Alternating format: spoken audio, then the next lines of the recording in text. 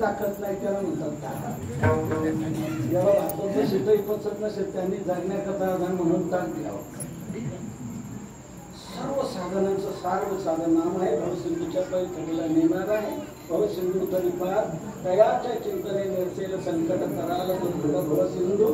भवसिंधूतून पैठणीला नेणारं भगवंताचं नाम आहे. या एक नाम चिंतनाने सर्व साधनं केली असं होतं. योग याग तप्पे केली तयाने अमुपे. अभंगाच्या तिसऱ्या त्याला सांगितलं तयाने योग याग तप्पे अमुपे केली. त्याने नामचिंतन केलं, त्याने योग केला, यज्ञ केला, तप केला, सर्व साधनं त्यांनी केली. म्हणून सर्व साधनाचे सार भवसिंधू करा. मग शेवटी काय करावं आम्ही? तुकोबाराय शेवटी काय करायला सांगता? तुका म्हणे जपा मंत्र त्रिअक्षरी सोपा. त्रिअक्षरी सोपा मंत्र जपा. विठ्ठल अशी 3 अक्षर आहे. हा 3 अक्षरी मंत्र आहे. मंत्र याला काय म्हणतात? मनन केलं असताना जो रक्षण करतो त्याला म्हणतात मंत्र. मननात त्रायते अस्मात तस्मात मंत्र प्रति.